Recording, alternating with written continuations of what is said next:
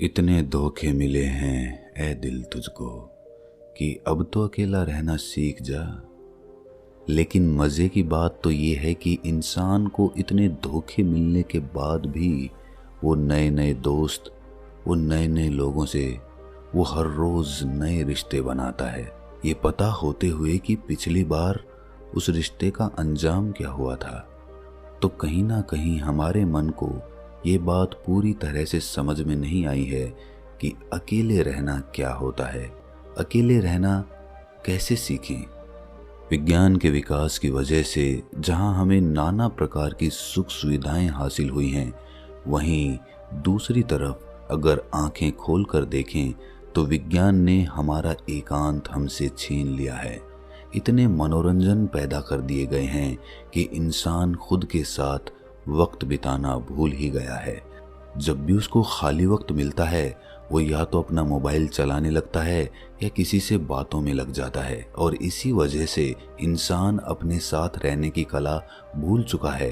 अपने साथ, अपने अकेलेपन, अपने एकांत का आनंद कैसे लें, उसके साथ कैसे बने रहें, निरंतर उसका क्या फायदा होता है, आज हम इन सभी बातों पर एक बोध कहानी सुनाने वाले हैं।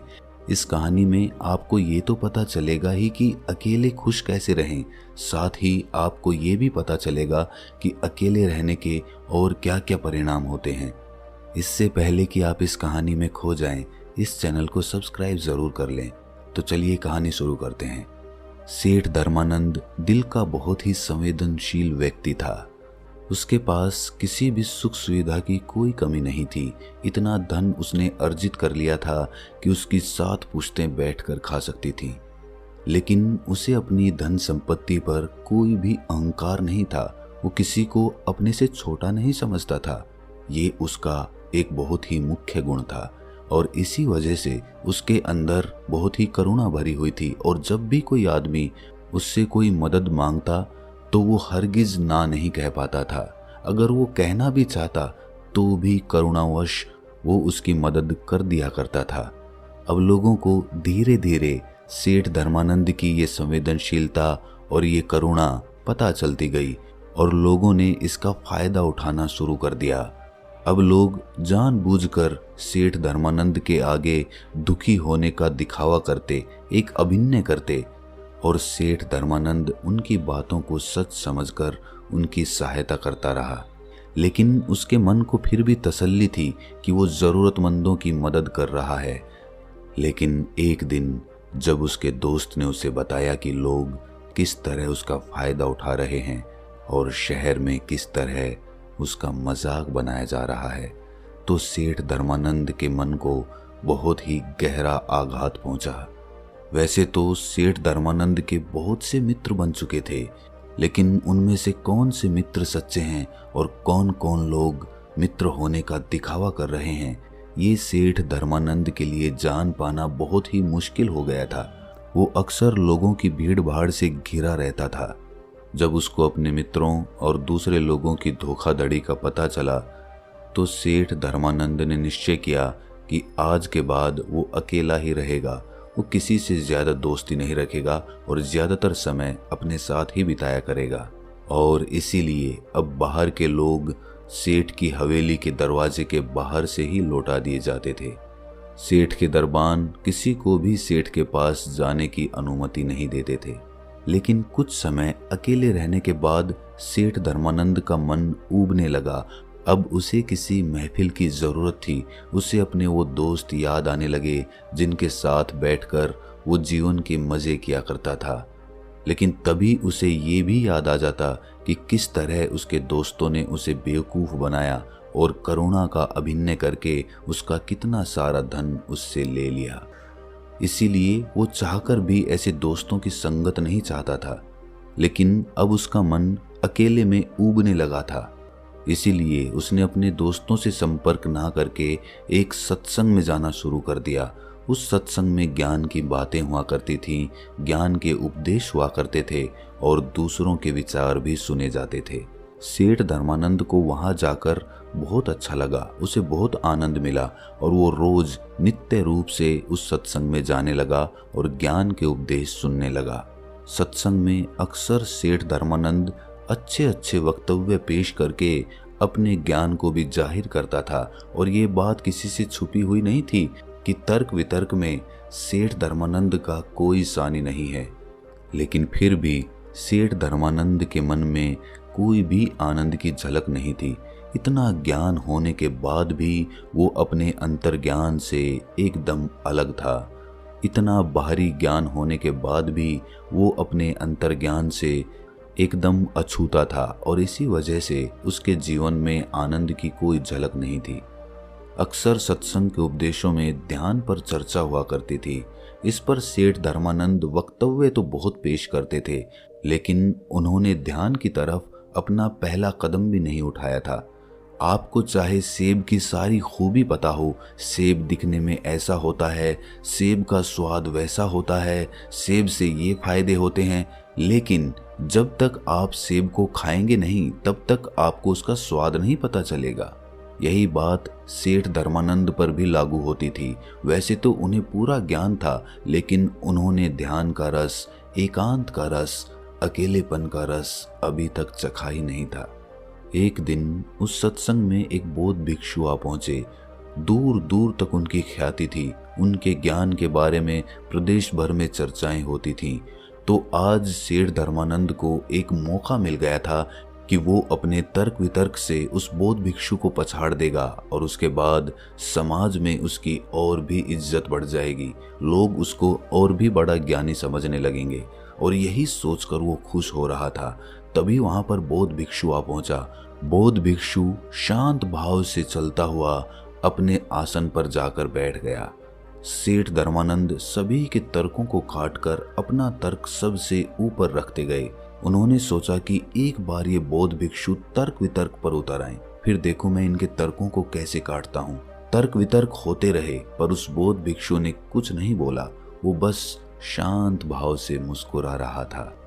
आखिर में जब सत्संग खत्म हुआ तो सेठ धर्मानंद से रहा नहीं गया और आखिर में उन्होंने बौद्ध भिक्षु से पूछ ही लिया कि मैंने आपके ज्ञान की चर्चा बहुत सुनी है, लेकिन आप तो सभा में कुछ बोले ही नहीं, आप तो एकदम मौन बैठे रहे। ये सुनकर बौद्ध भिक्षु ने मुस्कुराते हुए कहा कि आखिर में सारे ज्ञान को भूल जाना होता है। मेरे को आपके तर्क वितर्क पे कोई विवाद नहीं है। मैं तो बस अपने अकेलेपन का आनंद ले रहा था, अपने एकांत के रस में डूबा हुआ था। ऐसा नहीं है कि मैं तुम लोगों को सुन नहीं रहा था, मैं तुमको परिपूर्ण रूप से सुन रहा था, लेकिन मेरे मन में आपके प्रति कोई प्रतिरोध नहीं था। मैं जानता हूं कि शुरुआत में आदमी ज्ञान इकट्ठा करता है, लेकिन अगर वो ज्ञानी होने की भूल में पड़ जाएगा, अगर वो ये सोचेगा कि मैं तो ज्ञानी हो चुका हूं, तो वो सबसे बड़ा अज्ञानी ही रह जाएगा। सबसे बड़ा ज्ञान है अपने ज्ञान को गिरा देना, अपने आप को ये एहसास कराना कि मैं अज्ञानी हूं और इस कारण आपका अहंकार, आपका घमंड, आपका मैं टूटता चला जाता है और आपका सीखा हुआ ज्ञान आपके अनुभव के तौर पर उतरने लगता है। लेकिन अक्सर लोग सुने सुनाए ज्ञान को, किताबी ज्ञान को ही असल सत्य मान बैठते हैं और यही वो सबसे बड़ी भूल कर देते हैं और इसी वजह से वो अपने एकांत में कभी उतर ही नहीं पाते, क्योंकि वो लोग बेवकूफ़ों की तरह हमेशा अपने ज्ञान का प्रचार करते रहेंगे। जब ये बात सेठ धर्मानंद ने सुनी तो इस बात ने सीधा उसके दिल पर चोट की, क्योंकि ये बात सेठ धर्मानंद पर बिल्कुल सही तरीके से लागू होती थी। सेठ धर्मानंद ने बौद्ध भिक्षु से पूछा कि सारा ज्ञान हासिल करने के बाद एक इंसान को कौन सा रास्ता अपनाना चाहिए।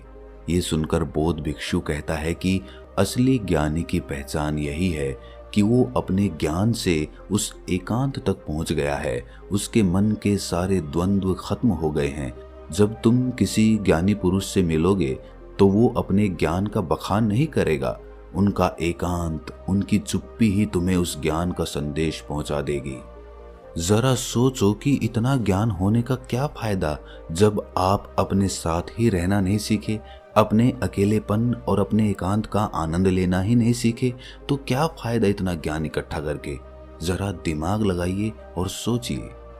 इसके बाद बौद्ध भिक्षु ने कहा कि मैं तुम्हें एकांत का आनंद चखने के लिए 4 सूत्र बता रहा हूं। अगर तुम 4 सूत्र अपने नित्य जीवन में, दैनिक जीवन में अनुसरण करते हो तो तुम अपने एकांत का रस जरूर अनुभव कर पाओगे।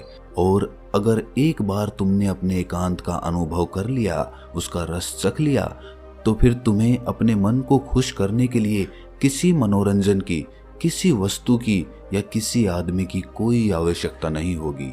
वो रस, वो आनंद परमानंद बन जाएगा। वो हमेशा आपके साथ चलेगा क्योंकि वो किसी चीज से बंधा हुआ नहीं है। सबसे पहला सूत्र है कि अपने अंदर ये उत्सुकता बनाओ कि खुद को जानना क्यों जरूरी है। अक्सर हम सब ने सुना होगा कि खुद को जानना है, खुद को जानना ही सबसे जरूरी है।